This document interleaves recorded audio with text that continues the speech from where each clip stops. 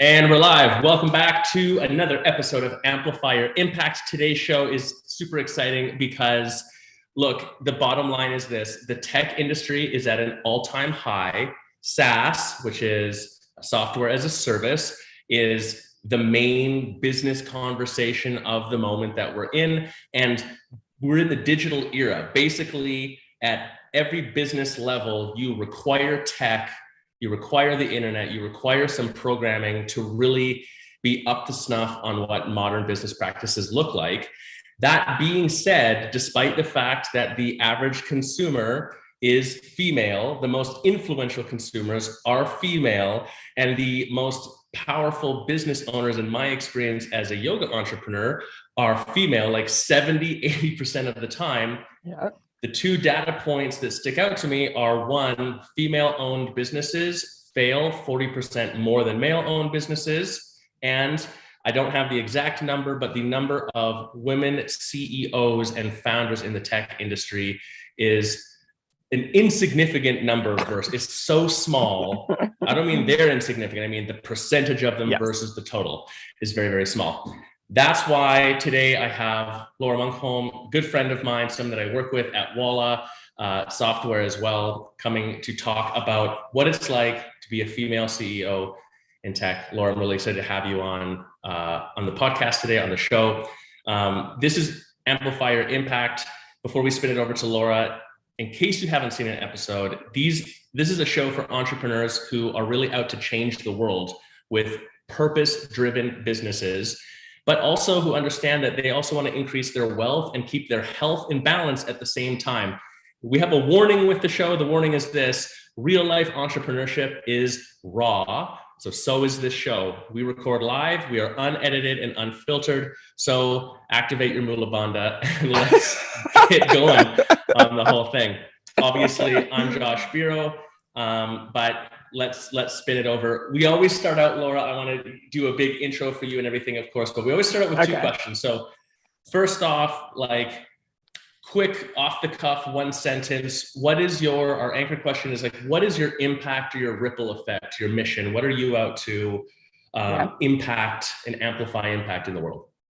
All right. Well, we are as Walla out to revolutionize the industry, the boutique fitness, the fitness and wellness industry's software, so that business owners, studio owners can easily get and keep more people moving. So we see that, health and wellness is a crisis in the US especially. And more people are passionate about building businesses that can change the status quo, but it is very difficult to run them. And we want to make that easy.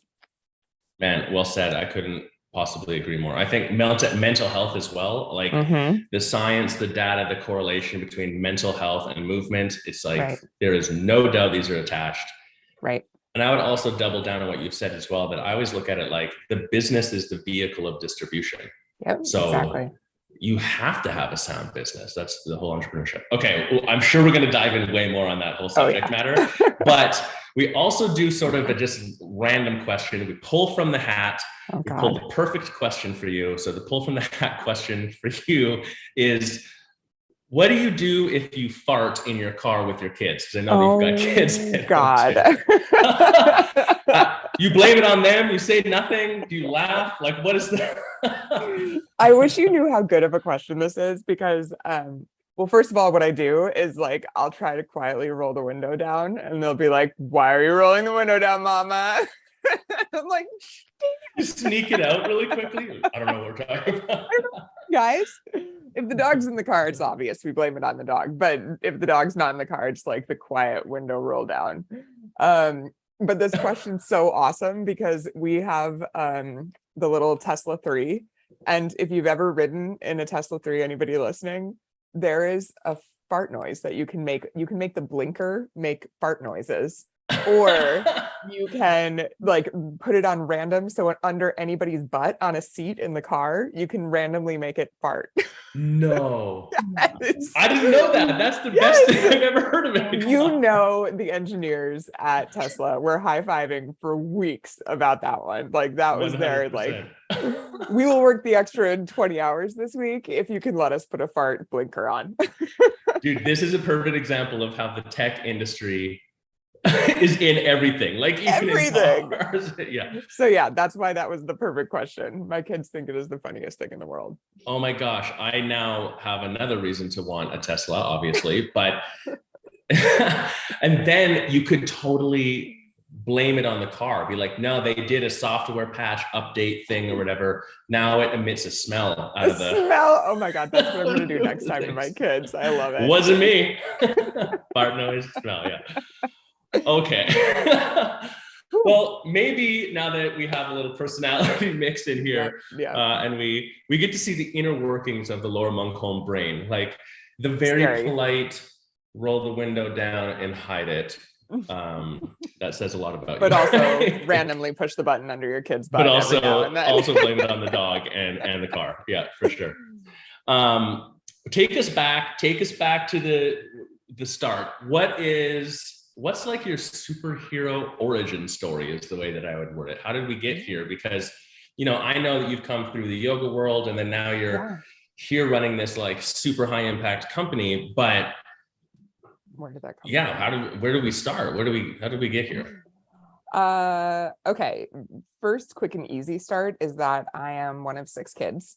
So I am the middle daughter. We go girl, boy, girl, boy, girl, boy. And I am the middle daughter.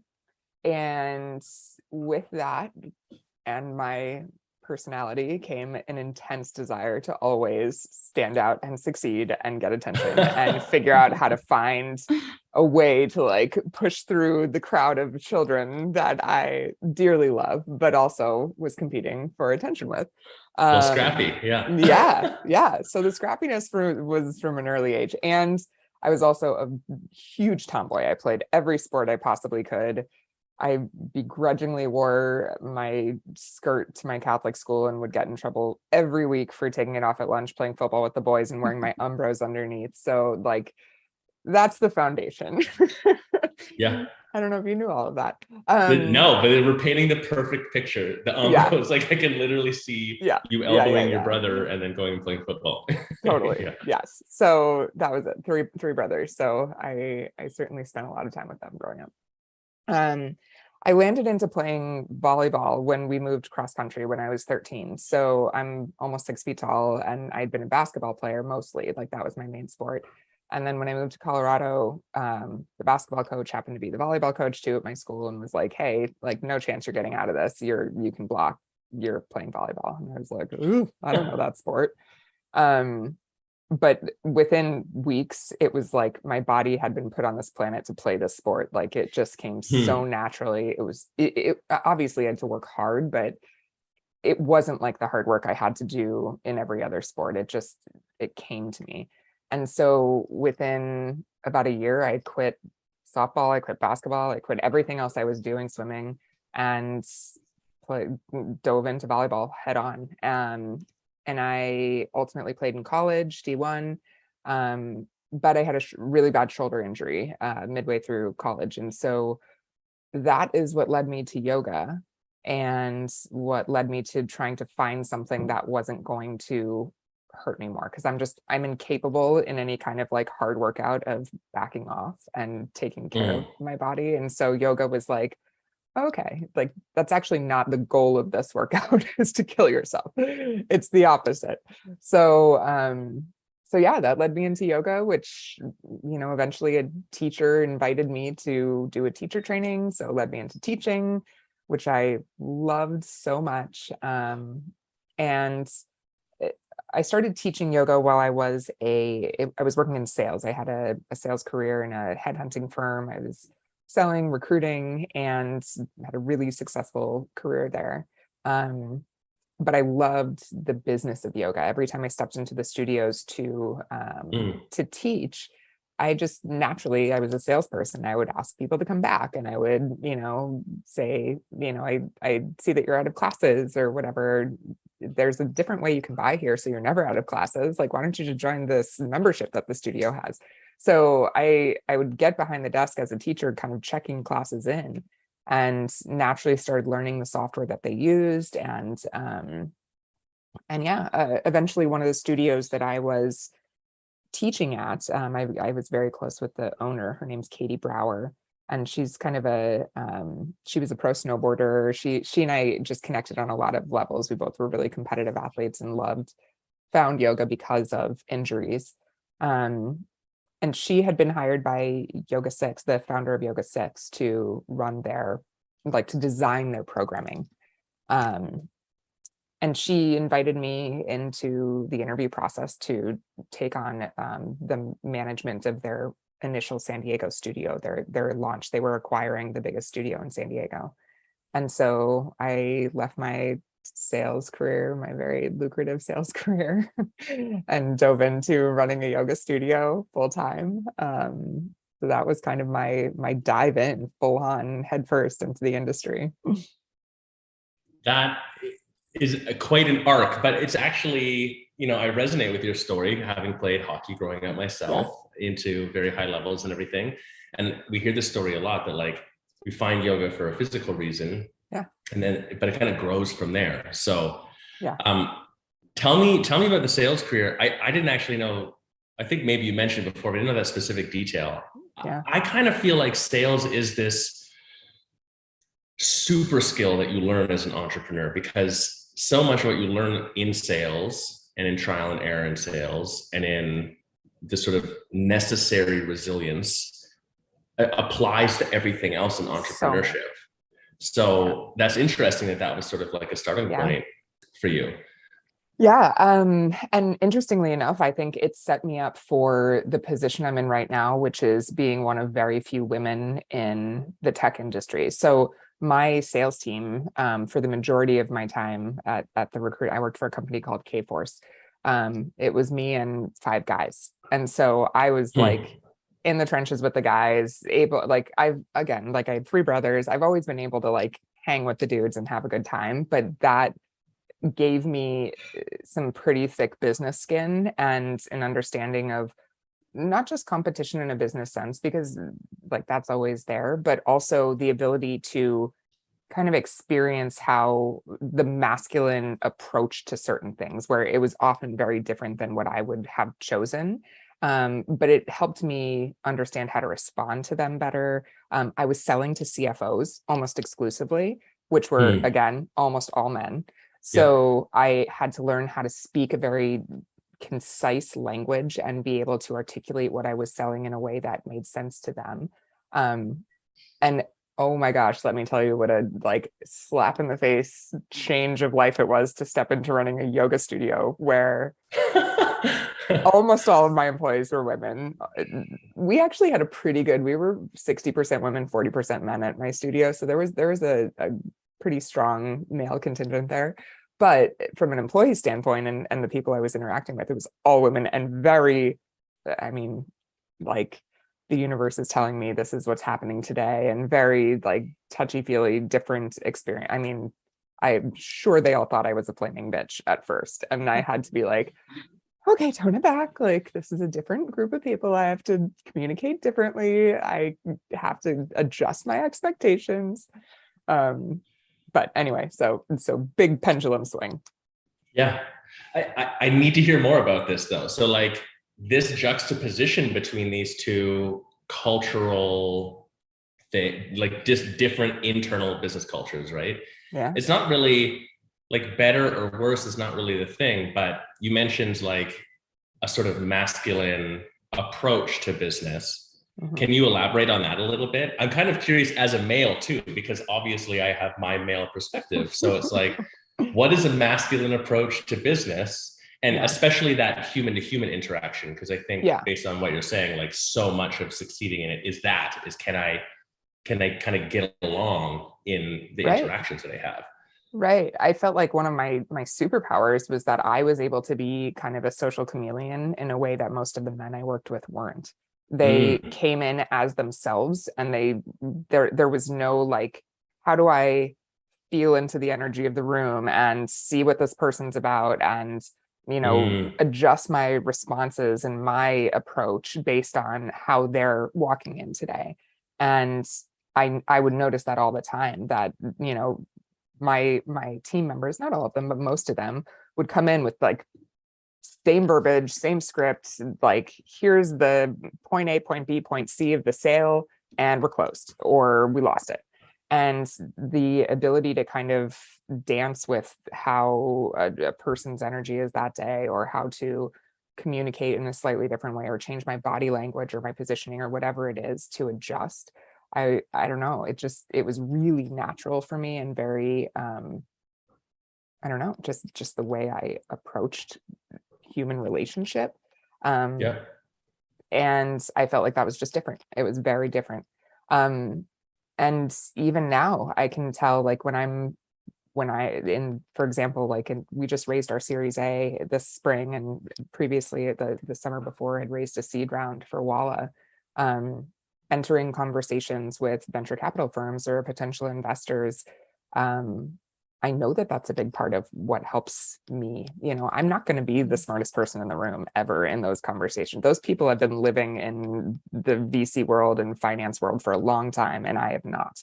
So I have to be able to understand the approach they're taking, their verbiage, and really be able to respond in a way that is both humble and confident at the same time. Wow, there's a lot there. I mean, what I'm hearing you say, and what I think is interesting, I guess the question I'm formulating in my mind is like, for another woman out there who's moving into these worlds that are maybe more masculine centric historically, and that's recalibrating right now, because there's this narrative right now of authenticity, right? Like, be yourself, be real, own who you are, accept it, sort of thing. But you're describing not really the antithesis of that, but also this, to use your language, social chameleoning. Like, it's really more about like reading the room and making the other person the hero in the story, and figuring out how exactly. It's not taking away authenticity. In fact, like, I feel like it's natural for me to be that way, and it's natural for women, I think, in a certain way, to feel interested in disarming the person in front of them, rather than coming at them with like, here's who I am, and aggression. And not like all men are aggressive, but there's just a different presence a lot of the time. And I would say, like, on the scale of women, like from a presence in a room, I don't shy away from having a presence in a room. So it's not that I'm sitting there like meekly back trying to observe everybody and make sure that I fit in. It's no, I can stand there with a presence and also acknowledge that somebody else maybe has a very different energy. And if I can handle a little bit of mirroring, or if I can make them feel a little bit more comfortable with the sliver of my personality that can shine around that, I will. Wow, I didn't think I'd be talking about this. Neither did I, but I mean, here we are. You're getting into like all my like deep internal thoughts for how I approach conversation in business. But bringing it back to what I was saying before, like the kind of masculine sales energy, I feel like there's a lot of that in competition, and I think that often it's easier for men to step into competitive environments than women. And maybe it's because more men grow up playing sports. Maybe it's because, that's just a natural, like, come on, you can work a little harder, like the suck it up, nature that boys have growing up. But I see many women, especially in the business world, almost shy away from competition, or feel very uncomfortable when it comes to competition. And being an athlete, on a team, and then going into this like pretty cutthroat, intense sales environment with all dudes, I became very comfortable with competing and being ambitious and feeling confident around jumping for a goal.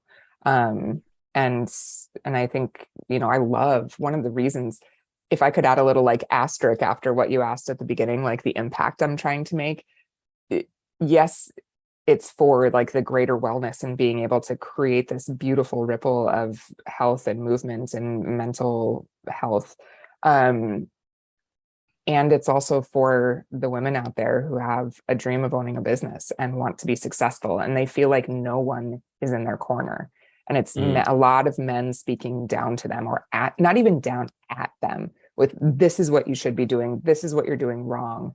Rather than that, it's like I and we are building this platform, this not just software, but support system for entrepreneurs, and particularly female entrepreneurs in this arena who just really want a partner. They really want someone who's going to be in their corner saying, hey, great freaking job. Like, that was an awesome Instagram post. Look at all of your, whatever, your interaction, or great job on your, like, I'm looking at, aggregate data and you're above the benchmark. High five. So anyway, that's a huge part of it for me, is making sure that female entrepreneurs in particular feel like they've got someone in their corner, especially when it comes to tech. Yeah, well said. And I think the way I always looked at it with Walla specifically too, it's, because so much of your business fundamentally works through the software, it can't just be viewed as only a software. Like, it is a relationship that you're in. Yeah. So who's behind the scenes and sort of the vision and mission there does matter. Not that it didn't before, but like, I feel like now more than ever, it really, really does. Because you're giving up a little bit of control. So having someone like yourself behind the scenes to support, I think, is like crazily empowering for people. Backing up for a second though too. So for the person who naturally would maybe describe themselves as more of an introvert, they're not competitive in nature, like they find themselves in that room that you're describing where you're happy to stand there in your presence. If they're not that person, like it's just not where they naturally calibrate, do you think that they have to hone that skill as an entrepreneur to be able to have that presence and sort of competitiveness? Or is there other ways for them to achieve the same thing? It's a really good question. I think a younger me, maybe, who didn't have this experience with Walla, would say, no, you've got to do it. Like, you've got to stand up and be that person, like pick yourself up by your bootstraps and figure it out. Now, working in this organization where I see so many unbelievable strengths out of so many different people, I realize that nobody has to be everything, like there are so many people you can have in your corner or have on your team. So if that's not you, have a partner that is, and have somebody who is squarely on your side, able to articulate what your goal, your vision, your mission, and what you're trying to accomplish is, along for the ride. There are some things. So I have a business partner at Walla, Doug, and you've gotten to meet Doug. We are very different. Yes. Very different people. And thank God, like I don't think I could have done this alone. Like his expertise in, operational efficiencies and finance, and also randomly, he's one of those crazy people who's left and right brain. His creativity, he's the one who's designed, like, I tell him what I want and I describe it and I sketch things or whatever, and he designs a beautiful interface on the product. So there's this like technical side of him that just isn't me. And I never would have been able to accomplish this without it. So I couldn't stand in my presence trying to sell what he's doing, with the same confidence. So to answer your question, I think it's just a matter of finding the team that steps up and steps into where you don't have strengths or your weaknesses. Yep. I resonate with what you're saying. Actually, in my last yoga studio, this is years ago now, my wife Jenna and I owned it together. And we also, like, the way we operate business wise is very, very different. Yeah. So our collective energy towards the studio is a huge component of what made it so successful, because it was far more holistic. Had it have been just me, we'd have had some like really cool SOPs and nice like marketing stuff or whatever, but a lot of other shit would have not happened. And so, I think you're raising a really good point that business in general, there's so much more to it. And the team really is the way that you can expand your potential capacity, because you find the people who fill in the gaps that aren't your interest or your expertise, sort of thing. Right, exactly. And I think it takes learning that a little bit. Like, I think we all as entrepreneurs have tried to do it all ourselves at a certain point and realize, okay, like something fell through the cracks, or we're totally missing the mark here. And it's just, I love so much that I had the experience of playing team sports to really feel that in that capacity, right? Where like nothing gets accomplished on the volleyball court or on the hockey rink, right? For you too, like by yourself, it just doesn't work that way. So you learn to not just rely on other people, but be that support system for other people when they need you. And it's just such an incredibly valuable life skill. Yeah. Well said. Actually, to double down on your point too, you just totally triggered for me this memory of when I was playing junior hockey. Like, I was pretty good, but I had some friends who went and played in the show. They're in the NHL, and like they came back and we convinced my one buddy Shay to come and play like beer league. So there was kind of like all the dudes who could barely skate, beer league players, me, and then him. And he just played within the game nicely, whatever, the whole time. And finally, at the end, one of the guys on the other team, who was just a little drunk at that point, lift him off and was like, "You're not even good. You're going to be washed up. Like, you're a bum."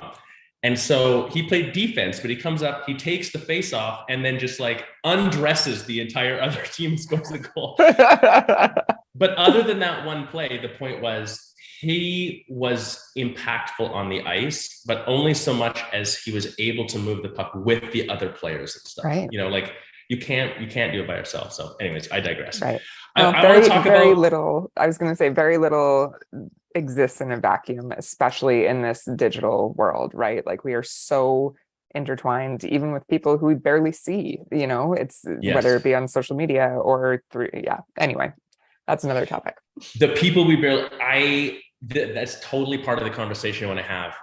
Jumping us ahead, but I have one more question first, because I really think that, one of the things that you're highlighting is there is this weird, I don't know, almost like tension in the ether, in my opinion, between your boutique fitness owner and then the people who own and build and the dev team and stuff and the customer service behind the tech platforms that are used.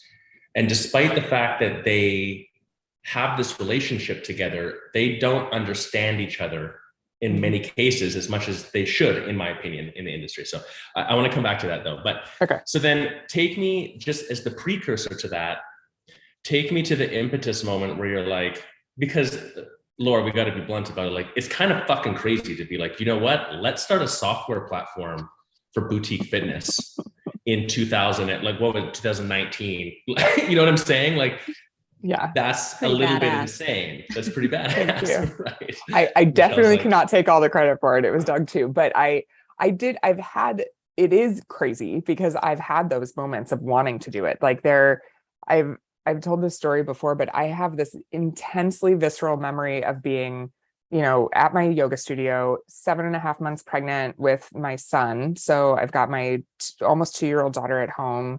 It was a Saturday afternoon and I just wanted to be home. Like, I had gotten up and worked the Saturday morning. I was exhausted. I'm sitting there on my like pregnancy bouncing ball and I just had to get payroll done. And two of my teachers had asked for a raise that week.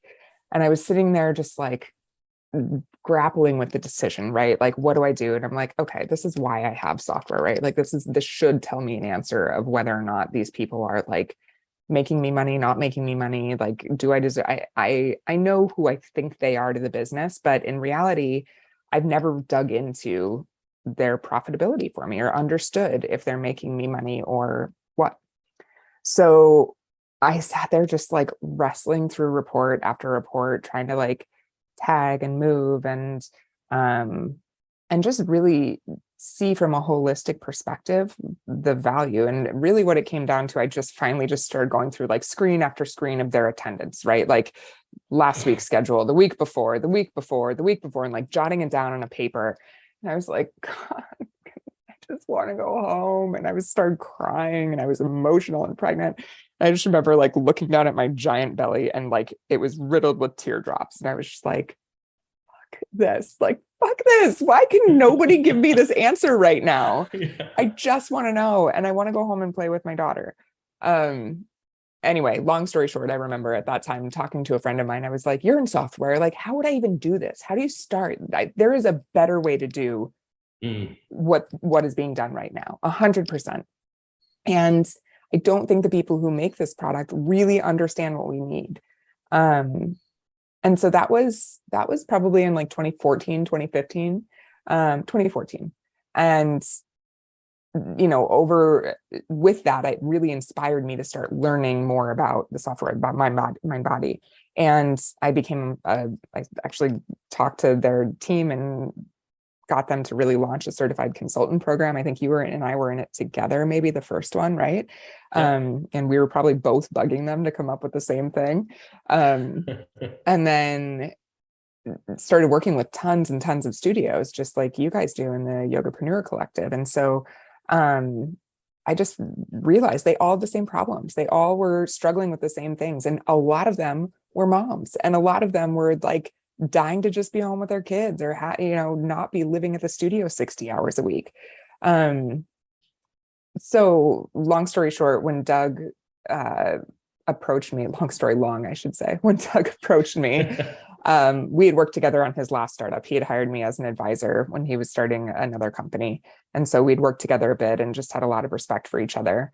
And he was like, I think this needs to be done. And I was just like, oh God, yeah, it totally does. But no, this is so scary. Like, do you know how much money we need to raise? And he was like, yeah, I think we can do it. And I was just like, oh, I don't know. And then what actually put me over the edge was he introduced me to this guy, John, who's the owner of a company called Skill Power. And it really introduced the idea of bringing behavioral psychology into the studio's kind of arsenal of ways that they could retain clients and bring clients in and really get into the psyche of the human who wants to improve their health but struggles with it. So when he came back to me and was like, okay, so what if we did it with this? I was like, okay, hell yes, this is awesome. This is what's going to make a change. This is what's going to be like a full-on disruptor, totally different than anybody else is doing in the industry. And I think it's just the tip of the iceberg. Like, we have got such potential once we have this information about people. If we can understand who they are and what they need, the world's our oyster, like we can really, really make money for studios and make people healthy, So anyway, that's kind of how it evolved. I love it. I love the idea of being a disruptor too in the industry, because I think, the first rule of marketing I always say is like to be different early and often.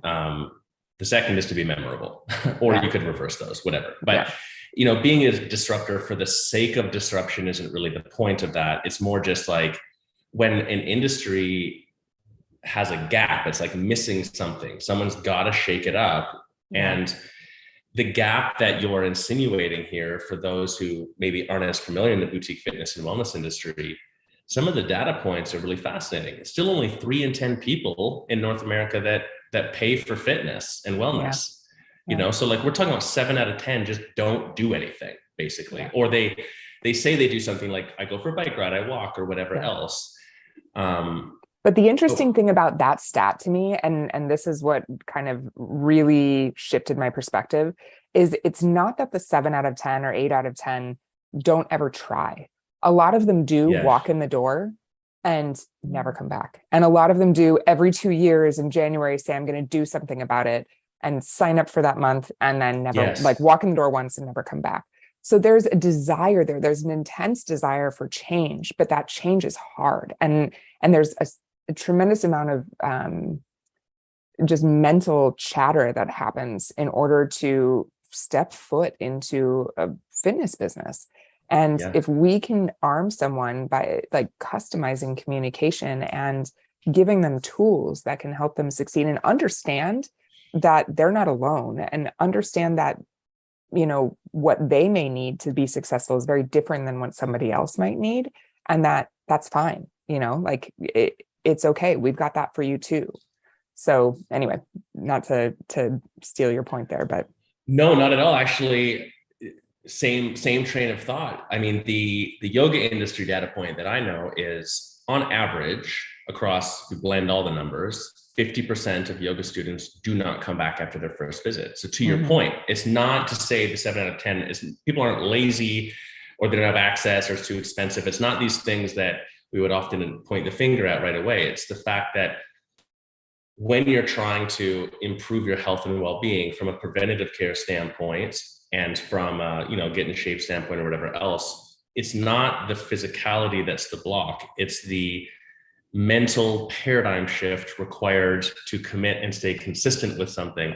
Therefore, if your platform can help support on that level as well, I mean, that's gotta be the future of good fit tech, I suppose, because what else is there? You know, that's how we're gonna help more people. So for sure. And I mean, it's just another layer in the customization conversation that's happening in the digital world, right? Like there is so much ability now to customize everything that we see or that we purchase or that we absorb, you know, and if we feel like something is generic, it's really easy to turn away from it or to ignore it because we're different. I'm unique. I deserve something that's for me. Yeah. Well, of course. But then on top of it too, like everyone has just a little tiny additional flavor, additional tone between it all. I always think about, you know, the only sport that I still kind of actively participate in, other than, I guess I wouldn't call yoga a sport, right? So, but the only sport that I'm actively participating in is mountain biking. It's downhill mountain biking, where I like still go hard at it. Yeah. That's why my arms all scraped up and stuff right now. It's so gnarly, but the fun still outweighs the ouch part of it for me. But I'm getting old enough that that's going to be close. But the point is, you know, it used to be you had to go to a bike shop to buy a bike. And then it was like you could research a bike online, and then you could go to a bike shop and you could spend way too much money and get one put together. But now the last bikes I've bought, I don't even talk to anyone. I go online and I build exactly the bike I want. And then I go 2 days later to the shop and I pick it up. Wow. And they're like, do you want to add this on? And I'm like, no, thanks. See you later. That's it. Wow. So for better or for worse, that to me, that sort of like on-demand / customization, that's just what we do now in terms of how we interact with the products that we want.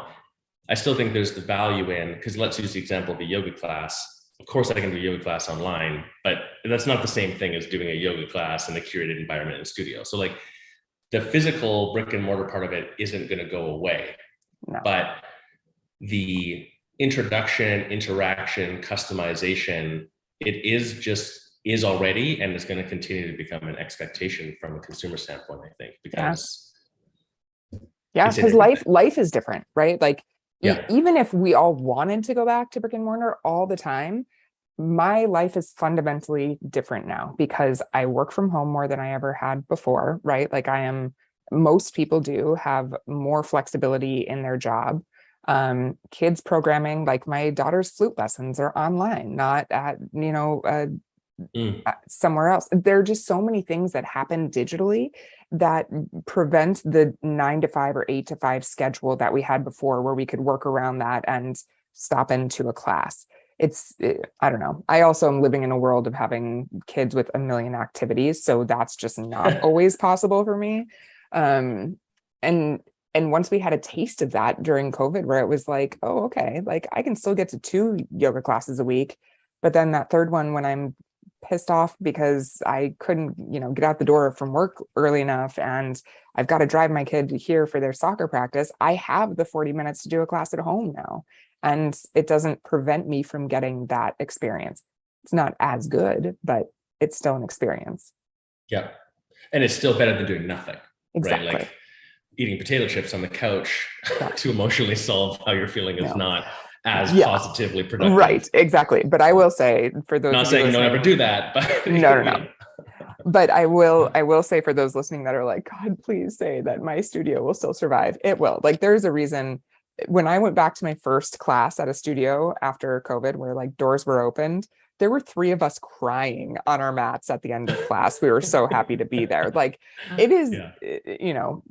There are a lot of people who rely on your brick and mortar space as their kind of third space in life, right? Like, not work, not home, but the place where they feel safe in community and comfort. And so I don't think that's going anywhere. No, I would double down and echo what you're saying. First off, I love that sentence of third place. I wouldn't Third have thought it space. that way. Third Yeah. space, that like I haven't thought of it that way, but you're right. Like, we need something else. You need Right. that safe It's been place. church for generations and generations, right? Like, Or that the had bar. been, or the bar. You're right. Right. Not So that that's great, but like realistically, totally. Yeah. I mean, Cheers was a thing for a reason. You're right. There yeah. is another place outside, like, for better or for worse, again, like, people need an escape outside of work and home. And that's where that third space comes in, and they find their people. And, exercise has more and more become a place to find your people. Yeah. Oh, I love that. So then, okay, I want to swing us back towards the tech stuff, but just because we brought up the behavioral psychology part of it, this sort of like random question that comes to mind, because I've heard this being said, right? I can still remember a time, and this is where this is coming from for context. I can remember a time where like the Facebook pixel conversation was, oh, it's creepy that we can put this pixel and then it tells that like Michelle went to my website and then I can remarket to, like, the creepiness factor of it. So I feel a little bit like some of this behavioral psychology stuff, which is a pretty big conversation across a lot of industries. There's some people starting to murmur around that. Like, so I suppose, is it creepy? So I suppose like the question is, when you're a tech platform and you're building in this level of depth of understanding of a client, which is potentially beyond their depth of personal understanding, like, where's the creepy line here? Yeah. And where's the ethics around this and stuff too? Yeah. I know Walla and what Walla's doing, and I can tell you, from my opinion anyways, like, it's nowhere near wherever that line is, but like, I don't know, where is that line? No, it's a really good question. I mean, I think what makes it a kind of a moot point for me is that the end goal in all of it is the long-term success and wellness of the individual, of the consumer. So it's there for their benefit. And yes, at the end of the day, that means that they may end up spending more money at a business and sticking with it for longer, and that business is more successful. So to me, it just felt like such a win-win. It was obvious, I think where it can potentially cross a line is if you have people, like students, sharing like, okay, well, this person's whatever. And I'm sorry, not students, staff members sharing like, this person's this personality type, so she's a total bitch, and anybody that's like her is going to be that way. Like, that's where it can get a little bit But the way we train, the way we give information, and the way we share with studios how to incorporate this data point on their clients is really more about helping them build a habit. And it's from the lens of creating routine with a growth mindset. And routine with a growth mindset looks very different for different personality types. There are some people that don't need the hand-holding at all. They're intrinsically motivated. They're going to, once there's something in front of them and they understand it, they're going to go for it.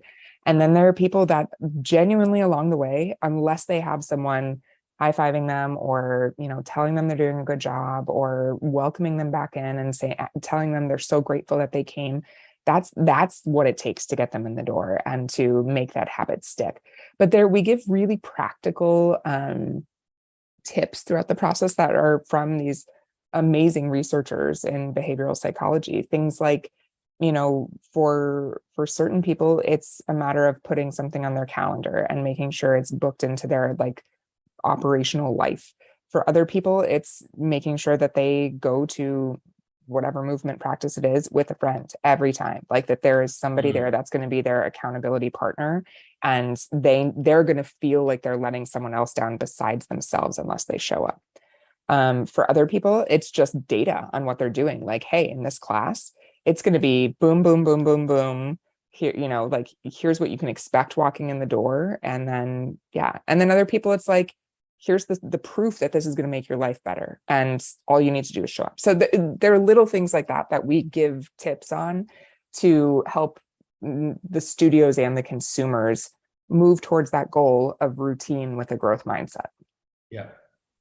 It's good to hear, because I think that's probably where a lot of listeners, where the question is going to come up right away. It's like, cool, even if I know something about someone, now what do I do with the information? Yeah. Like, what's the practical application part of it in a positive way?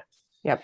Like, and frankly, that's where we need to do more. Like, we've got room to go there, or grow there. We've got some information, but we also need to learn from the data we're collecting. So it's like, okay, in aggregate, is this moving the needle on retention? We don't have enough data yet to say that. The hope is yes, that our conjecture is it absolutely will, but we need to wait and watch and see enough engagement with the program. Yeah. You're raising a good point. I mean, business kind of 101. I experienced this a lot coaching, actually, or have throughout the years, where someone will come and say, like, we've got the greatest teachers in the area. We got such a strong community. Mm-hmm. We teach really great, whatever. Or the lineage of yoga we teach is amazing.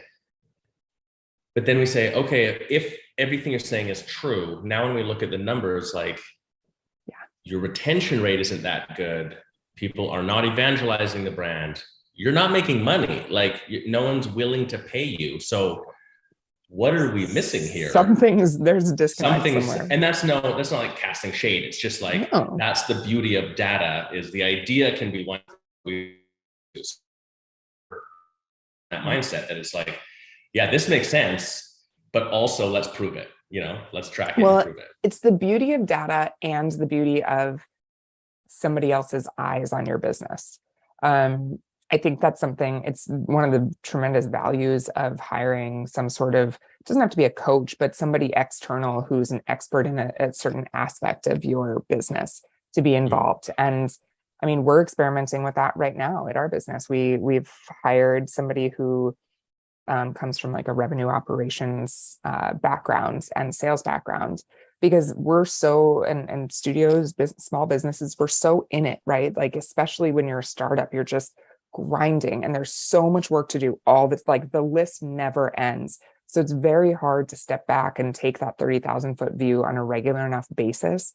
And even when you do, somebody else's eyes are going to uncover something that you don't see, And so I think that's something, if I were to ever start another business again, I would always have a point in every year where there was somebody external taking a look, uncovering things that maybe I've got blind spots for or two, and being able to give ideas and share where we're missing the mark. Yeah, I agree. I mean, I've used coaches and consultants in any businesses I've been involved in for years, and the ROI on that is exponential. Like, it's, it's not such a direct correlation, but to your point, just like that 30,000 foot view. Yeah. It can be a direct or correlation for sure, but sometimes you don't see it for a little while, right? Like, it takes that. Anyway, I'm a huge fan of that. Okay. So then, I was going to say the last comment on the behavioral stuff. To me, when you were explaining this to me in the past and getting to see studios that are in the YC that are using Walla and the little ring indicating the people or whatever, it also kind of gives a little bit of confirmation to what we're already experiencing on the ground. Because like, when you're signing a class in, Michelle will come in and you'll come into the same class that I'm teaching. You both come 5 days a week. You both have the monthly membership. You've both been there for 2 years, right? Like, on paper, you're the same client. Yeah.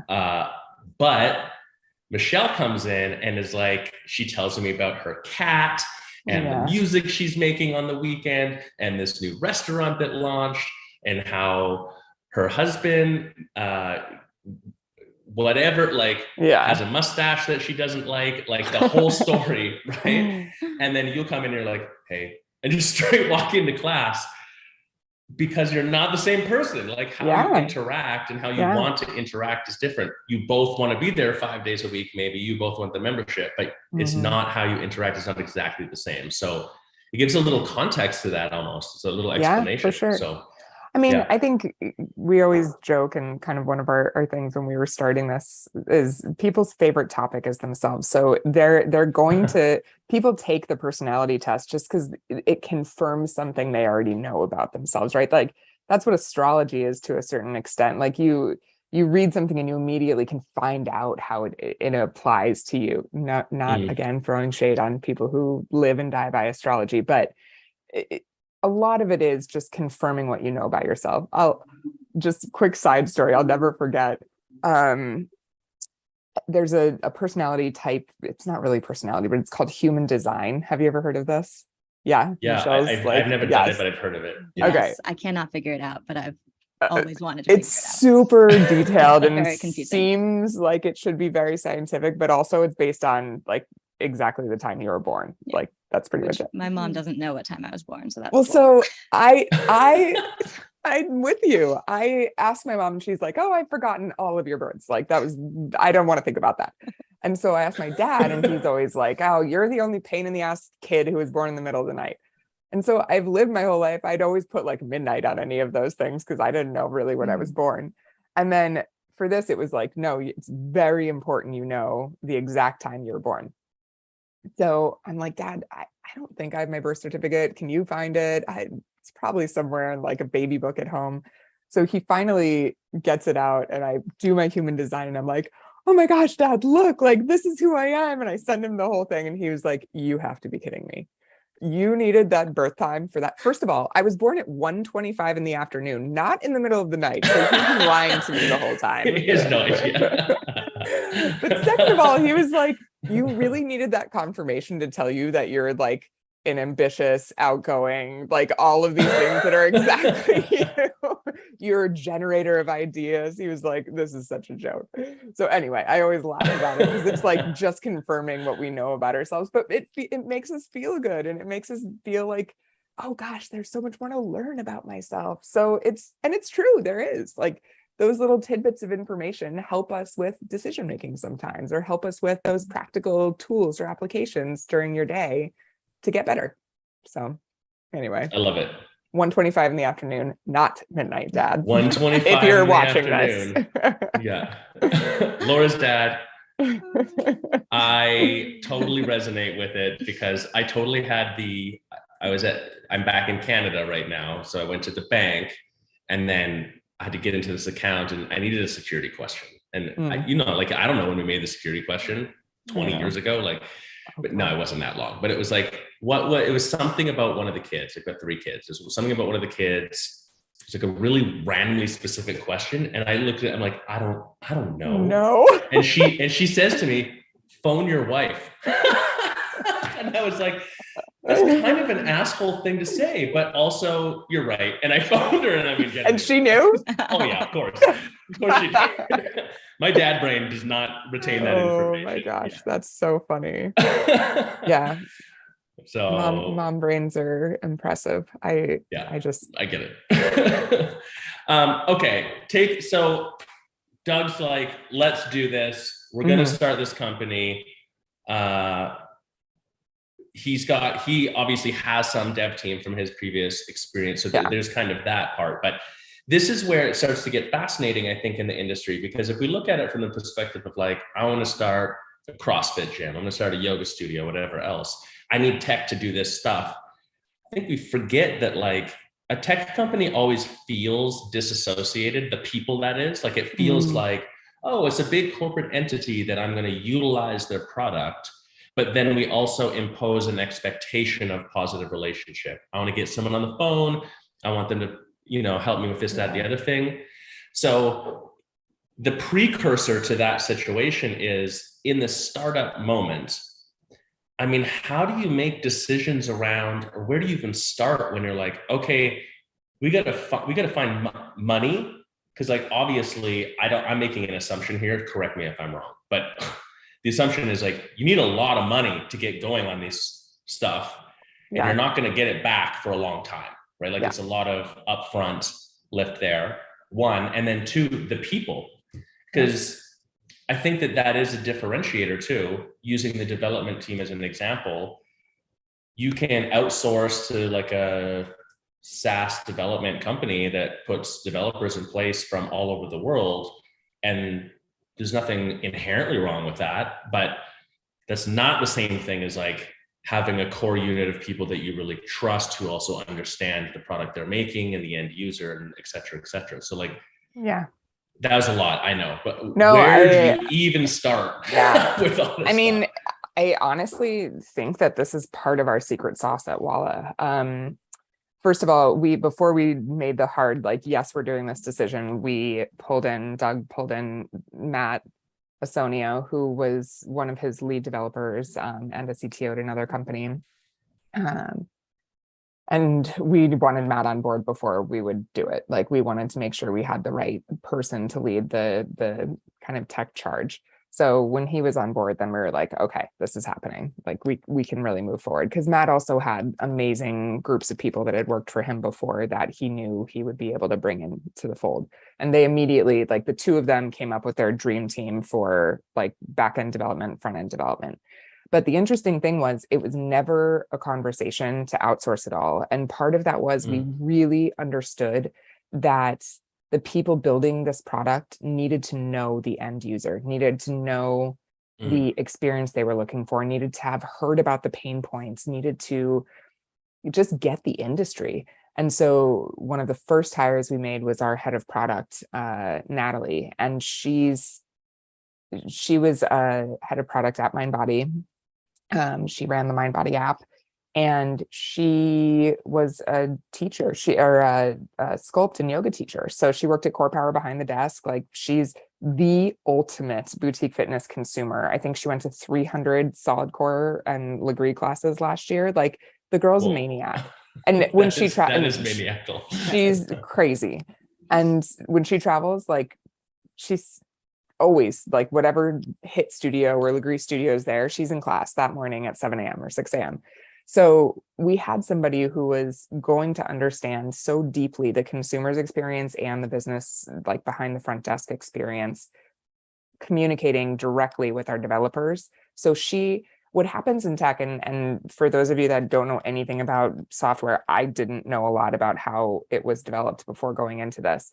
There's, you know, kind of the evolution of the product was, I come in and say, here's what I want it to be able to do in this, this screen or this version or this page or this action. And we talk about the specific use cases, what they're trying to accomplish, what the end goal is, what are some examples of good things that have been done, not even in our industry, but in other industries, right? Like, we look to Gusto, the payroll software, for example, because they have an incredibly complicated product that does a ton in a field where it's like nobody gets excited about payroll and HR, but they made a fun, easy to use, aesthetically pleasing product that I enjoy using. And so we look to things like that, like, okay, when they're trying to log into a profile or make an admin on a profile, how do they do it? So then a product manager writes a story for the developers of like, here's the beginning, the middle, the end, what needs to be accomplished, the goal. A designer, Doug, designs the page and says, okay, here's what the visual look is. And then the back end team writes the code. The front end team writes the code to make it look the way Doug wants it to look. And then we have a QA team that makes sure it works. And so that story that the product manager writes is so critical to the developer's understanding of how it needs to work on the back end. And the fact that we had people who were developers that knew boutique fitness and a product manager who was so deeply entrenched in boutique fitness, I knew those stories were going to be right. I knew she was going to understand what I was saying and what I was asking for without having to have 10 iterations back and forth. Yeah. So I say it's our secret sauce because we were able to come to market with a software that fit what our perfect customer needed immediately. And most businesses, when they launch, have this whole back and forth of what's called product market fit. Like, we think everybody wants this, but does the market respond? And do they actually want it? And there's a lot of iteration back and forth, time, and a lot of money spent on that. So we knew that that was just not going to be an issue for us with the deep expertise in the industry from the get-go. Yeah. Everything you're saying makes sense. And it actually is sort of a roundabout explanation for your guys' speed. Because one of the questions that comes up a lot talking with boutique fitness entrepreneurs anywhere, because they're getting smarter about the tech questioning part of it, is like, well, how long has the company been around? Who's behind the scenes? Who actually owns it and controls it? Where's the funding coming from? Like these sorts of things. But one of the friction points is very often, okay, we've got this good platform or program. We've got these feature requests in because we can't do this thing. We're trying to solve this problem. And then will it ever come to fruition at all? And how long does that take? So sort of two pieces of that puzzle, like what Walla's done. When did Walla officially launch, like publicly launch? I think we sold to our first client in December of 2021. So we had our beta clients launched before that, right? Like they were people who were either testing the software or using it for free for a while. But when we first started, quote, selling software, it was December last year.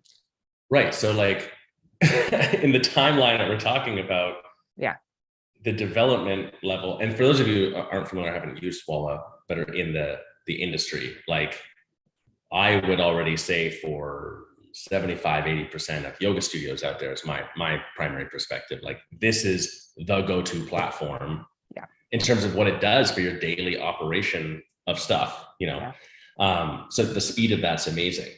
But that explains it. It's because of the deeper understanding behind the scenes of what's actually happening and what's necessary. Yeah. And the fact that everybody who is on the team works for Walla and is not, they're invested.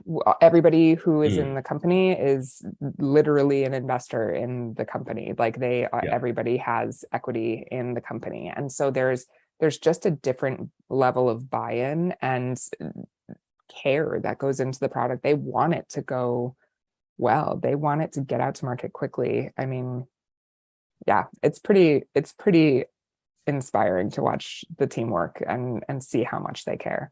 Like when we have a customer support thing that comes in and we realize like, oh my gosh, there's, something's wrong or there's a bug on that and it could really impact this business.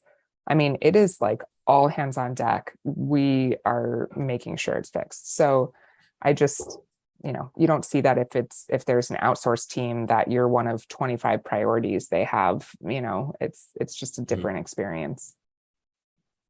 Well said. And I think, again, highlighting like why there's this conversation of friction in the industry, because it's not really like to knock on anything else. It's just to say that like, it's where we're at. It's where we're at in a lot of different industries right now. Using my example of the bike example, we'll pick a bike. In fact, the last bike I bought, the brand I bought was because I could do it that way, because I liked it, because it had the components I wanted, versus another brand that I would have gone for. It requires me to go to a shop and get fitted and stuff like that. And that single thing right there made me not want to do business with them. So it's like the actual back-end systems approach, thought process that you're describing around development, communication, understanding the end user, it does make a big impact in the experience. So so talk to me a little bit about money, because money's a weird concept when we're talking about running a yoga studio, and a very successful single location yoga studio is maybe doing, $1 million a year gross, something like that. But when we're talking about tech development, like $1 million is gone in a second kind of thing. So how do you go and you need such a development team up front to be investing their time in development, but they got to get paid and make a living and, have a good life too. So the deeper question here that I think people might be more interested in is not just how do you get money, because money is abundant in the world. I mean, literally it's ones in a computer somewhere. So like you can get money. The question is, how do you get the right money so that you maintain control over your vision and over serving the end user? because we've definitely seen in the tech industry where that has gone sideways. Yep. Yeah. And Great money question. is like the in-between component of that. Yeah. Great question. And I will say that, what I just described earlier with hiring our own team and having everybody invested in it is the expensive route to go. Like there's a reason why everybody doesn't do it. It's a lot more money.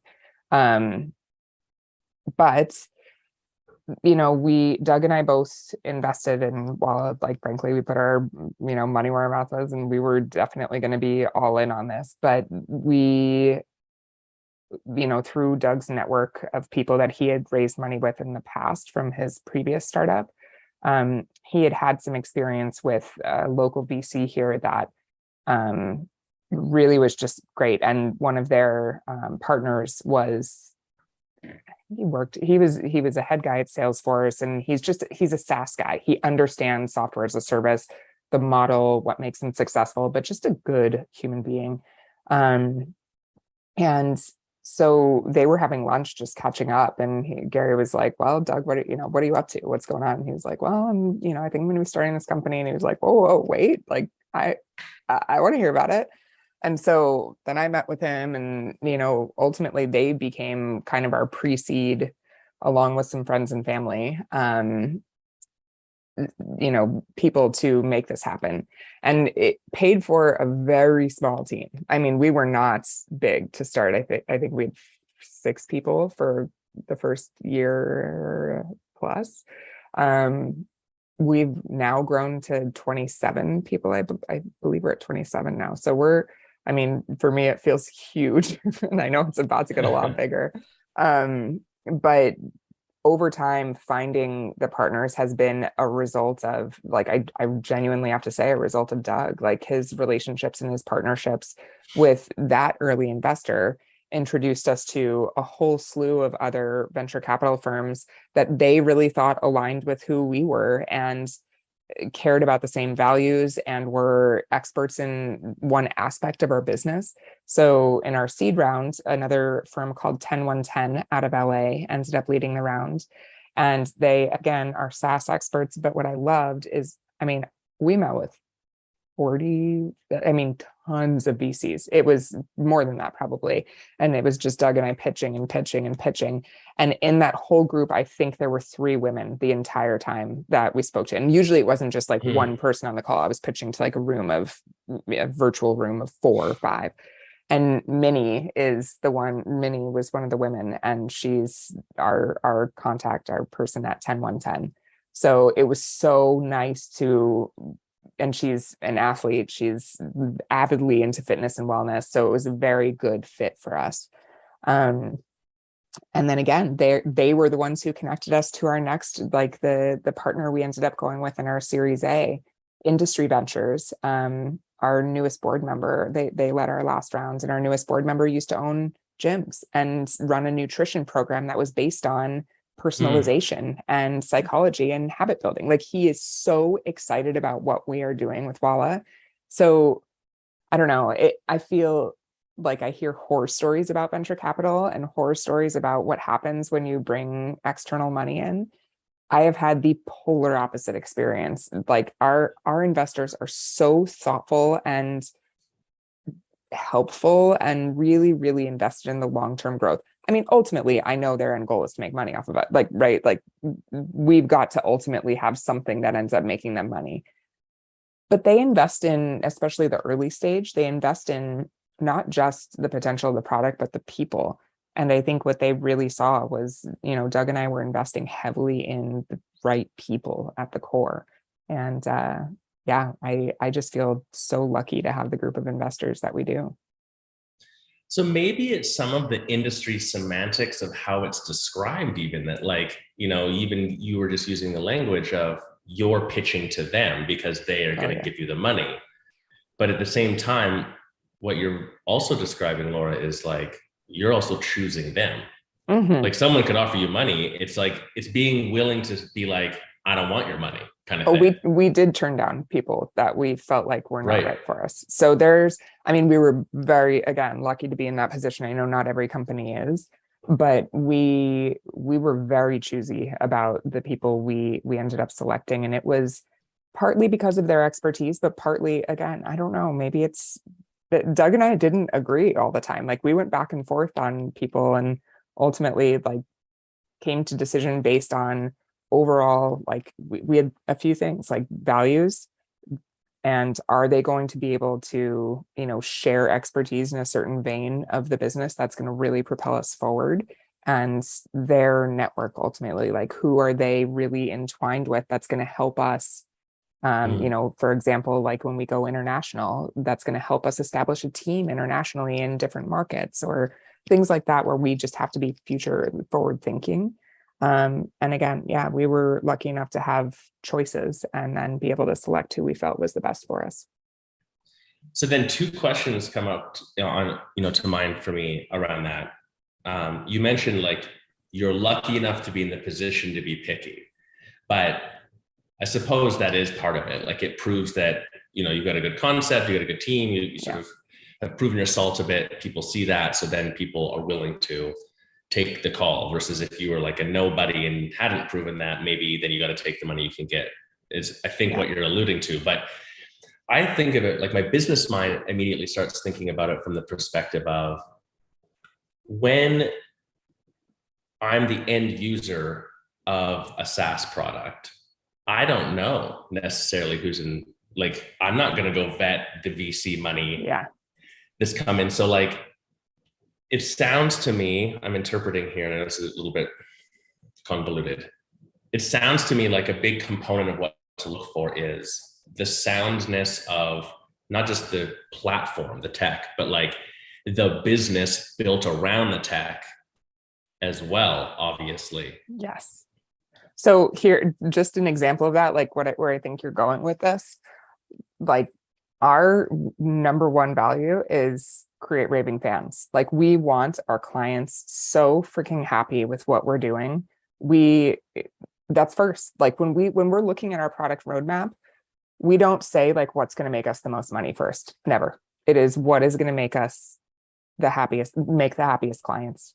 Mm-hmm. And for us, we needed to know that the investors were bought into that concept, that they were okay, that sometimes the decisions we're going to make are not about what's going to make us the most money right away.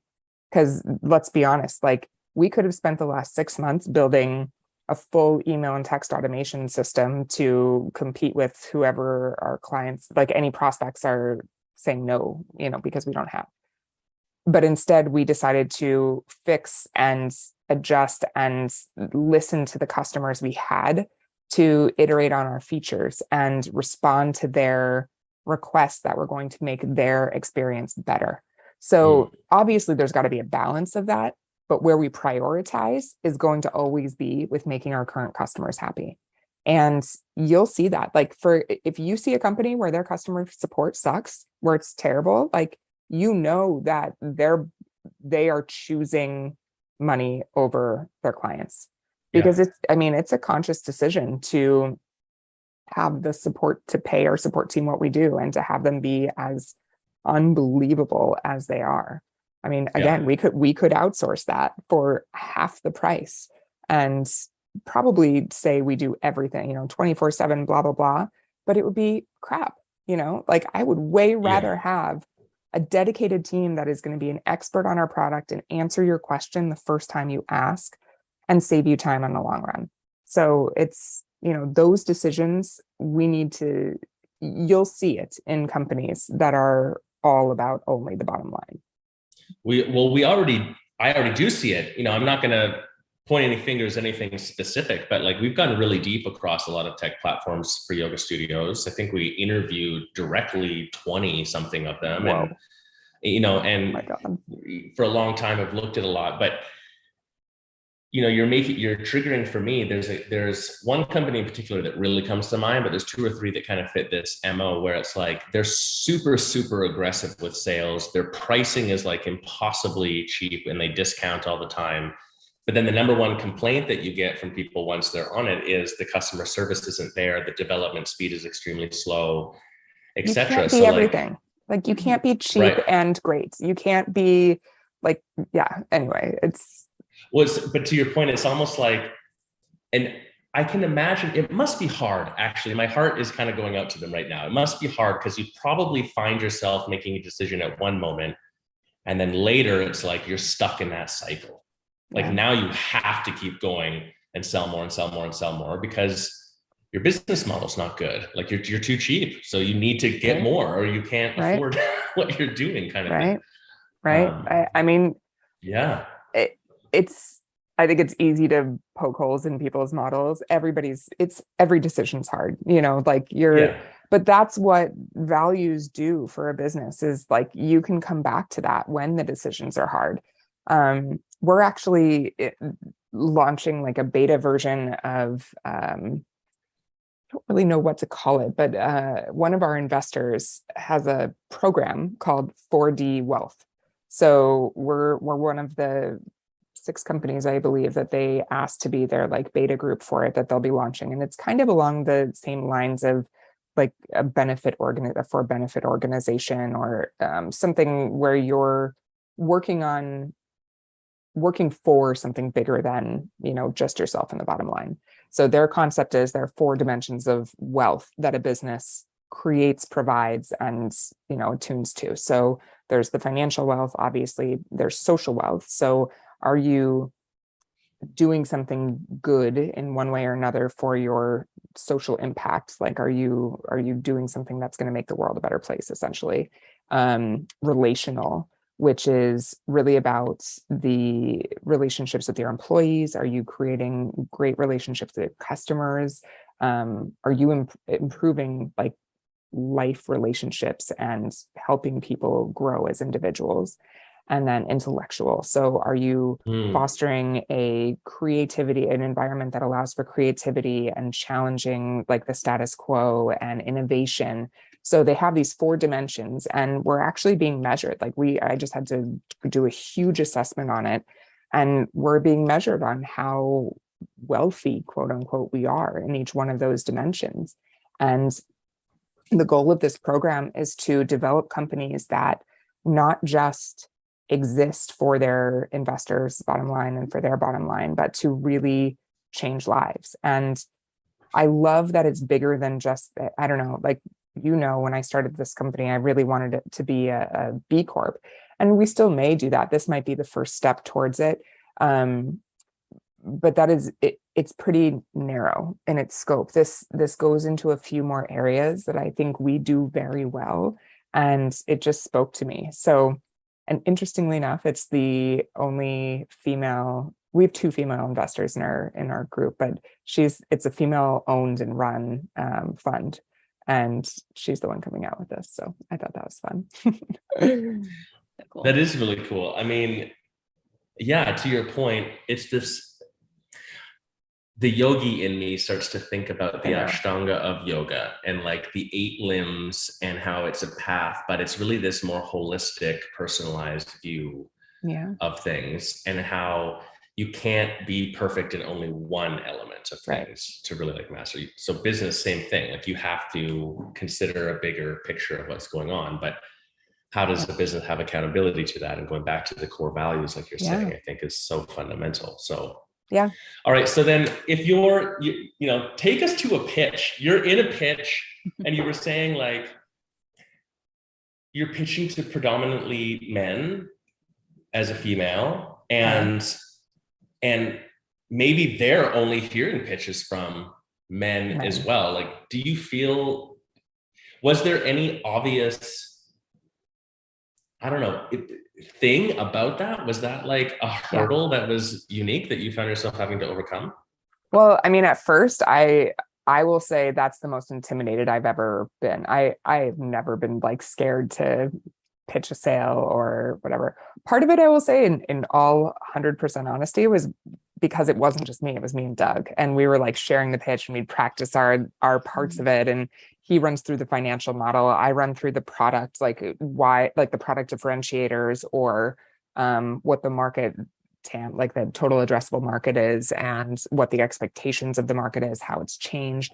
So we kind of had our like roles that we played. And so I was definitely more nervous than normal because he was leaning on me to kill it in my part so that I could kick it to him and he can kill it in his part, like it was just, it wasn't just me. But I was more nervous to tell stories, which is interesting because I found how do I say this? I guess what I found is a natural way that I sell is storytelling. And I know that's something that a lot of people talk about as a method of sales.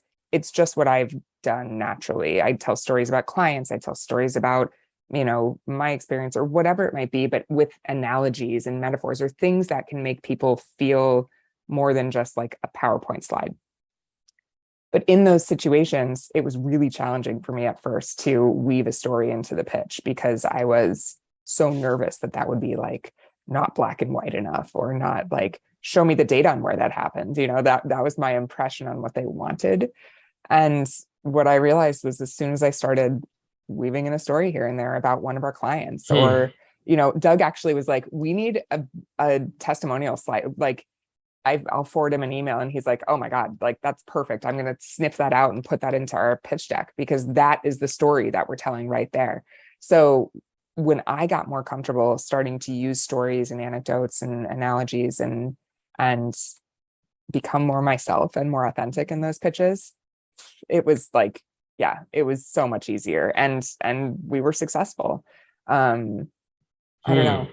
And it's funny, Doug doesn't love doing those, even though he's so good at getting those meetings and building those relationships. The actual pitch part of it, I think he was very happy to have me own a lot of it. In fact, he went on vacation. I was like, well, let's move the pitch. And he was like, no, you got it. I was like, oh man, there's a slow shift happening here. I'm not going to have Doug for very long. So anyway. Yeah. It sounds like such a lesson in like authenticity too, and how important it is to actually step into being yourself in these settings that are uncomfortable to be in. Yeah. I mean, it's a big talk about, I don't know, just having the imposter syndrome like all the time. They just exist. VCs, PE firms, they exist in a different world than I do. And then my brain thinks in, and I had painted this picture of myself that they saw. And I was like, oh, they see me as this like hippie yogi that doesn't have any expertise in what we're doing. But actually, like they want to hear the story of these studios and what they're struggling with, because that paints the picture of the opportunity, which ultimately nobody is successfully filling right now. And when they see an opportunity like Mindbody sitting there with 50,000, 60,000 customers and a lion's share of the market with an antiquated product with all of these problems and a ton of customer frustration, they're like, okay, like this is an opportunity, right? So it actually is what they wanted at the end of the day. Yeah. Man, so much to take from this, because you could apply what you're suggesting in any element of business and entrepreneurship in general. It's like a little bit of authenticity to Michelle's point, but like self-trust as well. Like, your shit. So just like own it. That's cool. That part of it too, I think is really obviously applicable across the board.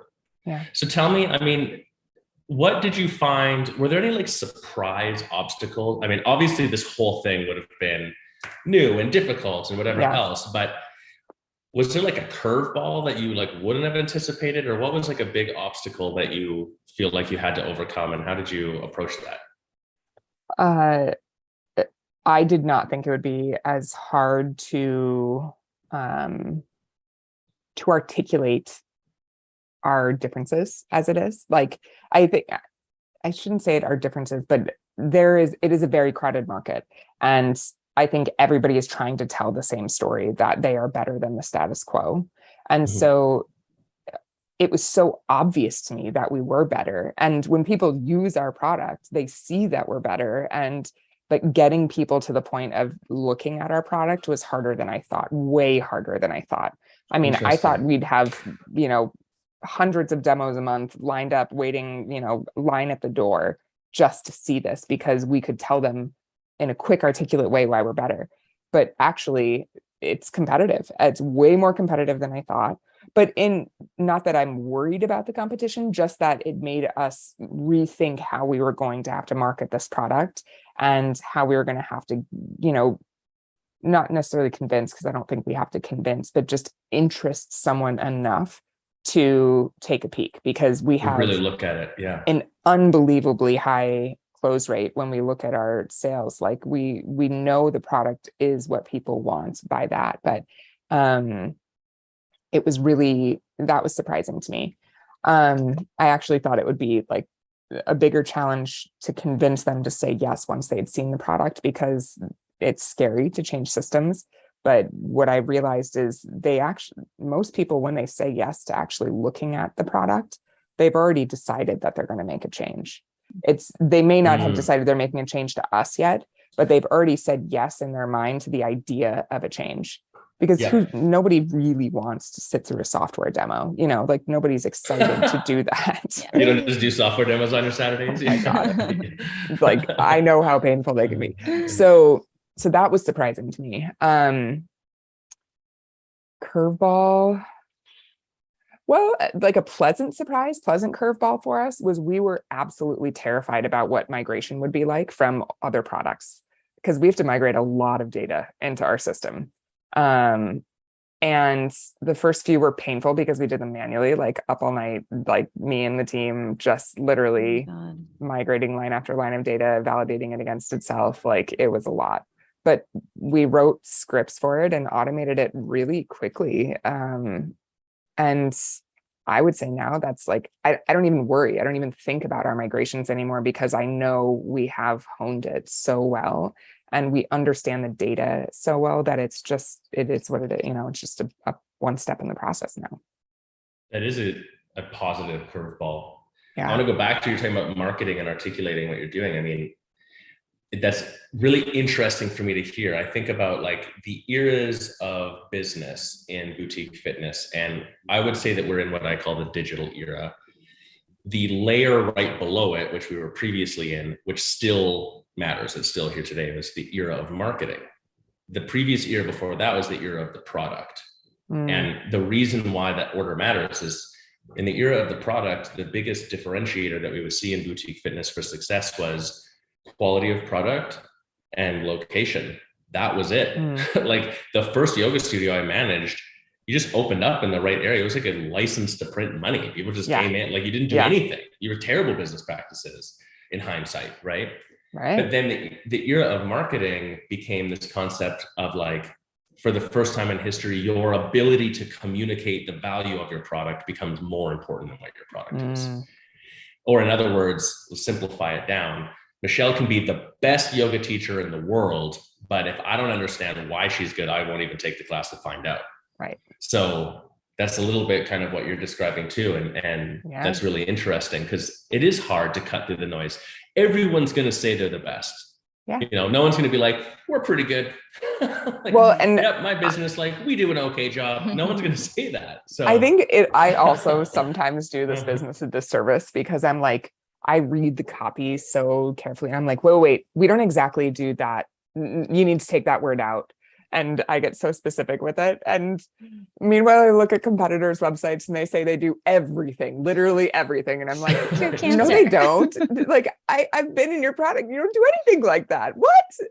And so I know people stretch the truth a lot in marketing. And I'm like, I don't know. I'm slapping everybody's hand if like one word is off. So right, finding that balance between like it has to be enticing but still authentic and actually true. So I know you will always know you're going to get like honest marketing from us, because I can just imagine your next landing page that you build with Brittany in your marketing department. Like, oh my God, Walla software. We do a pretty good job at doing some stuff. About like, people we're very close to being where we should be.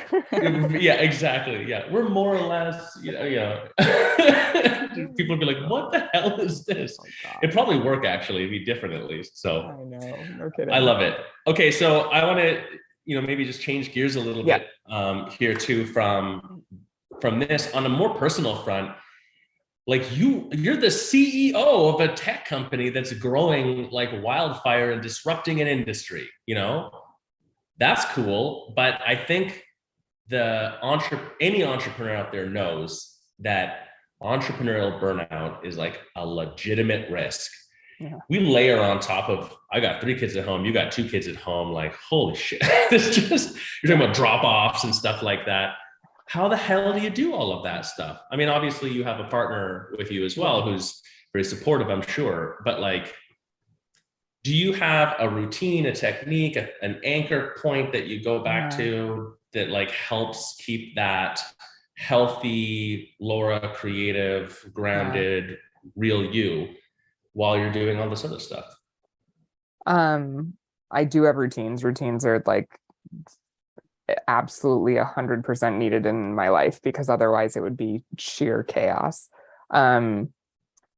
Interestingly, though, COVID was perfect for building those routines, especially with work, because I mean, we were all kind of forced into this monotony of like the same thing every day, but it built habits for me. Like we had gotten a dog just a little bit before COVID, and I walked her, but it wasn't like get up, get out of bed and walk the dog. During COVID, that became like my only time I was by myself every day, was when I went and walked the dog 3 miles. Like that was it. So that's how I start my day every day, is I get up and before everybody else and I go walk the dog. So and typically I listen to a book while I'm doing that. So that's my like start the day, start using my brain. I really try hard not to start diving into Slack and emails right away while I'm doing that. Although some days I do. And it's, having a team that's across the country. We have people on the East Coast who start working, right as or who are hours into their day, right as I start working. And so, if I wake up and I've got a bunch of SOS notes from them, I'm definitely on it. But for the most part, that time is pretty foundational to my sanity. I also don't do almost anything without help, like in our running our lives. My husband's amazing, and we are lucky enough to be in a position right now where our careers have kind of like, I mean, I always had a busy career, but not as insane as his while the kids were younger. And then it kind of flip-flopped. Like he's in a part of his career where he's able to work a little bit less with more flexibility, and I'm working a lot more. So he's able to pick up the slack. Whether I ask for that help all the time is another thing, but I'm really working on it. I think a lot of entrepreneurs probably struggle with being control freaks in everything they do, because it's just, we think we know best. We have an amazing nanny. But I will say, like I've said this before, I don't think I could do what I'm doing now if my kids were little. Like they're 9 and 11 right now, and they're at such great independent, like they're busy with sports, which, I wish we had just a full-time driver, it would be great. They're busy with sports and drums and whatever else, but they don't need me. They can make a dinner if they need to, obviously they need me, but I'm not there to like, I'm not nursing. I'm not, their basic survival isn't exactly. I'm not like making sure to hold their hand to go down the stairs so that they don't fall, that kind of stuff. So I don't know that I could have mentally handled the load of doing what I'm doing now with little kids.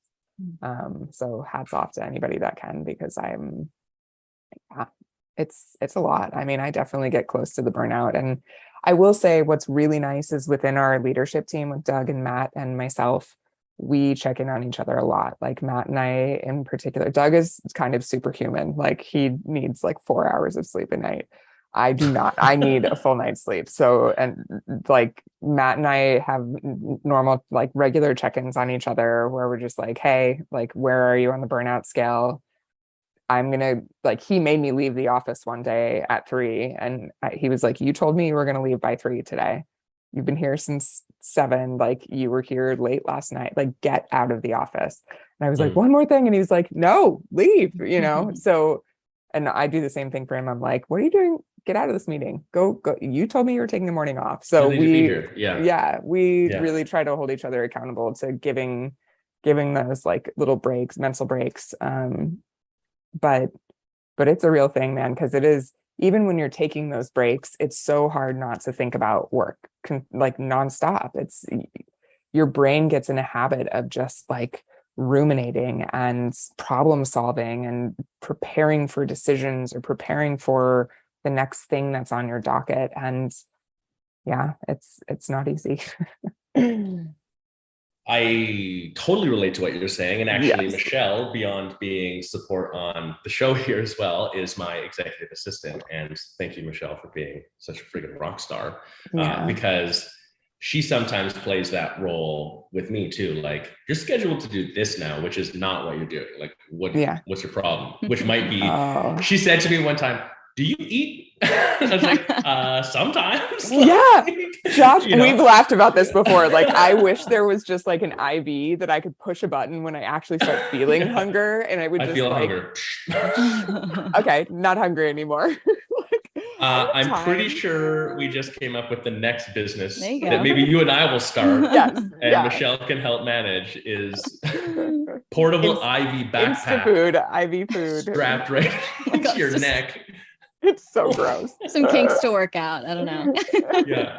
We could hide it under a neck tattoo a little bit, It's like, if you're willing to get a neck tattue, you can also you're in. not eat anymore. This is the barrier to entry. I think this is a good idea, you guys. If you're listening or watching the show after the fact, please send us a note. Should we start IV backpacks? Yes. I'm coining the phrase right now. IV backpack. Trademark IV backpacks. There we go. Yep. So then, but I think any entrepreneur can relate to what you're saying of like, you got to keep these things in balance, and routine obviously can be a positive impact for that as well. Do you, do you find that there's any other strategy, tactic, resource that you find that's impactful or helpful for you to, I don't know, to be good at your job, and also your second job as being a mom, and also your personal health and stuff like that? Is there a book that you lean on? Do you journal? Like, is there like a thing that you think can help other people too? I mean, I do write. Writing is one of my therapies. I often joke that I have no idea how to write poetry, but I think I write poetry sometimes. But I've been writing like a nonfiction and a novel. Like, I love writing as a therapy. And I do think, and I've talked to therapists about this in the past, there is something about putting pen to paper or, fingertips to keyboard and extracting things out of your head and just letting them go through that process. So that is definitely something I do. But I don't know. I think if you asked my core group of friends, and even my husband, like, fun is a big value in my life. I am committed to making sure there is something fun, that we are laughing, that there is something fun that we're doing. Because that to me is like, I'm not the person that needs to like go get a facial and lay in a spa to relax. Like, I want to go dance at a concert, or like go to a comedy show. I don't know, just something that is fun and lively, or go swim in the ocean with my kids. Like, I just need fun as my release. And that's something I prioritize. I mean, I definitely, friends are like, how do you have time to go to these concerts? Aren't you like running a business and have a family? And I'm like, well, that's sanity to me. Like, having a time to, go dance and scream a song at the top of my lungs and feel like I'm not just a bot in a machine, So I think finding those little things that make you feel really alive and making them a part of your life. And it doesn't have to be big things. It literally is sometimes just walking on the beach with my kids. And, my son loves to do, like, he plays baseball, so he loves to slide. And so we like rank his head first versus feet first slides in the sand on our walk, like silly things like that just make me laugh my ass off. And it's perfect. So I don't know. Maybe it's even just journaling on what it is. Like, when do you feel the most alive and the most lit up and vibrant, and just insert that in your life weekly. Love it. I love it. I love too that, you know, one of the things you said is there are these external influences on us around these things. Aren't you running a company? How do you have time to go to a concert? Sure. You're like, I'm not going to a concert every day. Exactly. I mean, not yet, but you know, maybe someday. No. Being able to filter that stuff too. Yeah. Oh, I know. Yeah. I definitely, I have gotten much better. And I think this is a skill entrepreneurs have to hone, is getting good at blocking out the noise. Like one of the Teddy Roosevelt quotes that Brene Brown has about like, you know, if they're not in the arena, you can't listen to them. Like the cheap seats are easy to yell from, basically. And I don't know, even great friends sometimes are the ones telling you you're crazy, but it's, you know, or asking the questions, but sometimes you just have to get really clear on what you personally need. And there are different seasons of what that looks like, you know, like what I need now is very different than what I needed 10 years ago. And I'm sure I can't wait to look back on this 10 years from now and see what I'm like at that point. Well said. I mean, all of the best business and personal life decisions that I've made, like big ones, have been controversial. Like when we like moved the family, we sold all our shit and moved into a 105 square foot RV and drove around. People were like, what is wrong with you? You know, like same thing, people being like, no one's going to hire you to consult to help yoga studios do better. So to your point, it's like, yeah, well, trusting yourself has been my experience too. That's a perfect segue. I got 3 sort of like questions to wrap us up a little bit here as we're coming towards the end. So, you know, you were just alluding to looking back to what you needed 10 years ago and then 10 years from now. But if current you could go back and tell past you something in entrepreneurship, is there something that you're like, yep, in hindsight, I would have said to myself X, Y, Z? Yeah, everybody doesn't have to like you all the time. That's good. Yeah. That's really good. It's really good. Okay, thank you. Yeah, I mean, I still need that. I still tell myself that sometimes, but I know 10 years ago me, it was just every decision was making sure I was liked by somebody else, and that it never put, you know, my intuition or my needs or my sanity first. That put other people's version of what they needed mine to look like first. I just gotta let that heavy percolate for a second. It was good. It's Great. so good. It's so good. You're just bringing a lot of consciousness towards how that might influence, I mean, anyone but myself. Anyone, like how that, especially when you're in a service business, right? Like I'm now, at least I'm selling a product, but that product is also a reflection of me in a lot of ways. But anyway, especially in a yoga studio or in anything where you're serving human beings, and like them liking you feels like success. And it isn't always, you know, a lot of the time it is, but it isn't always. And I think I beat myself up over making sure people like me that I really shouldn't have cared about. So good. This is just a random thought that as an extension of that, you know, I talk often with the yogapreneurs about reviews and testimonials and how that sort of social proof is impactful in your business. But there's a big difference between a review or testimonial where someone's like, I really love Michelle's studio and Michelle's so great and it's so nice and you should try it out. That's not nearly as impactful as them articulating something more specific. So it's like, that's a result of, partially a result of solving for people liking me, but not solving for, you're coming here because I'm enhancing your life in these very unique, specific ways. And that lack of articulation makes it more difficult for someone looking in to say, like, why should I participate, to get attached to the business then. So a little bit of a tangent, parallel thought of what you were saying. So definitely applicable. Okay, so then number 2, do you have or hold like any kind of outside of the box, weird, controversial, entrepreneurial belief? Is there something that you're like, this is the entrepreneurial world, people say this, and I'm just like, no, this. That's the other thing. Oh, geez. I don't know. I mean, honestly, my mind instantly goes into like, you can't be a great mother and a great entrepreneur. Like that's where you can't be both at the same time. So that's where my mind goes initially, because I just feel like I constantly run up against that battle personally. And I'm just like, screw it. Yes, I can. Like I can do it. I don't know if I have like an entrepreneurial belief. Okay, here's one. And this is something that I don't know, I might get a lot of flack for, but like email, and this is an entrepreneur, this is like a business operations tactic, but email and text automation is not the savior of all things in your life. Like, I think that people believe that that is the answer for every business's success. And I have witnessed the opposite. I have seen people who I thought did email and text automation incredibly well struggle. It is an aspect of business, and it's definitely a nice, arrow to have in your quiver for sure, but it is not what is going to make or break your business.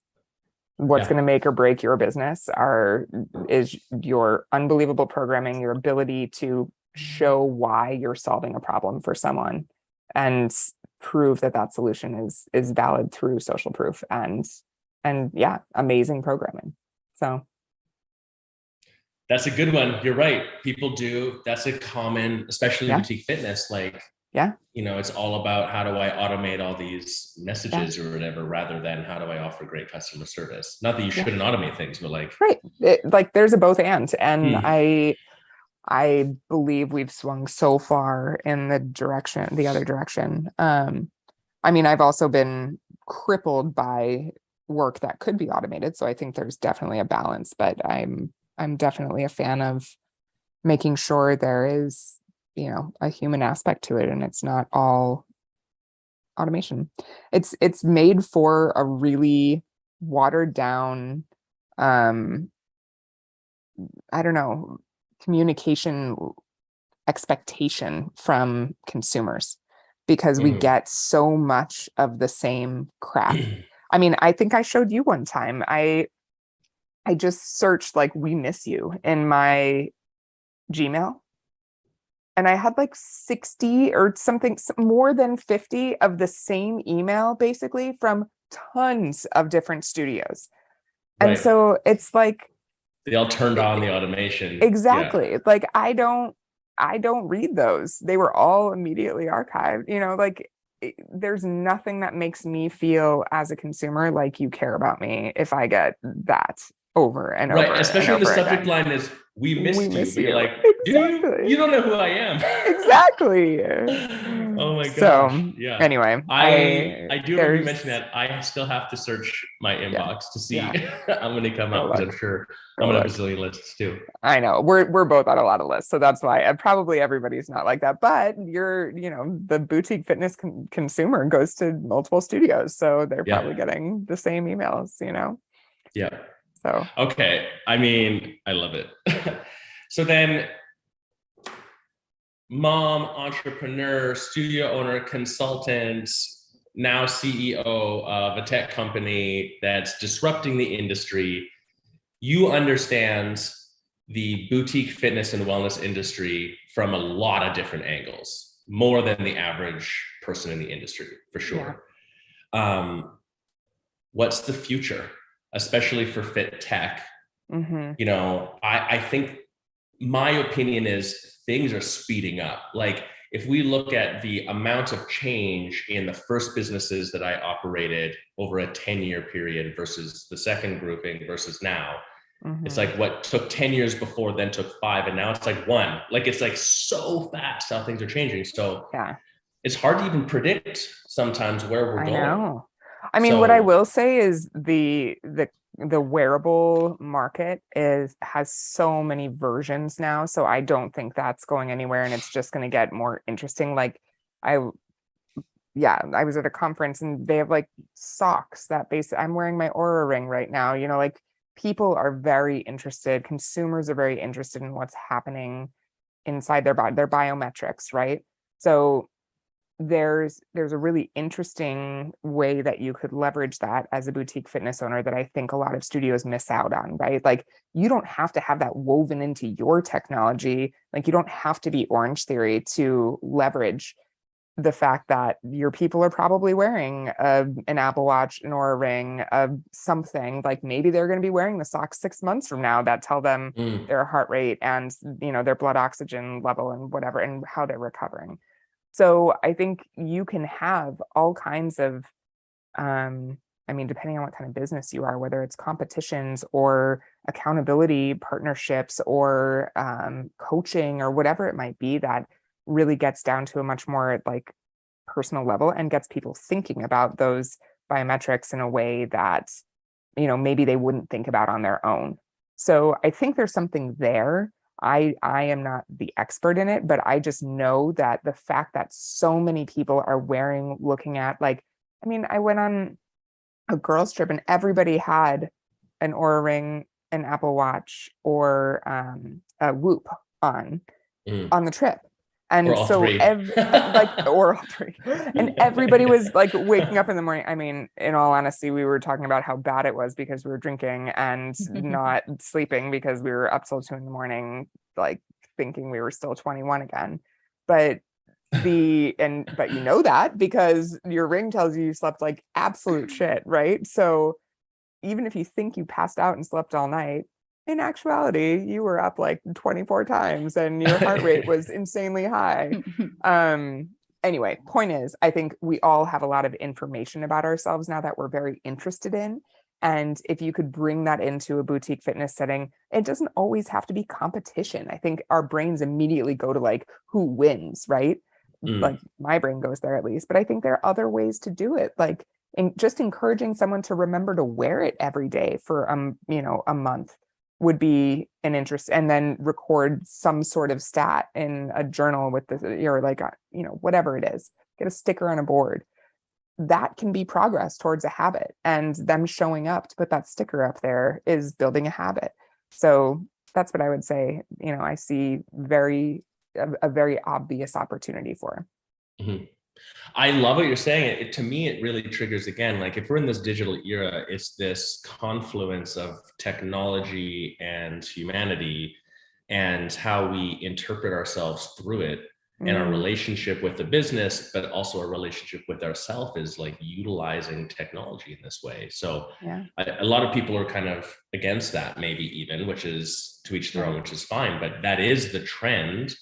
And you're right, like everyone I know has an Apple Watch or an Oura Ring or whatever. And so I mean, at a yoga studio, it could be like whose heart rate gets the lowest by the end of our meditation. It doesn't have to be like, you know, like, who can get the most Zen. Exactly.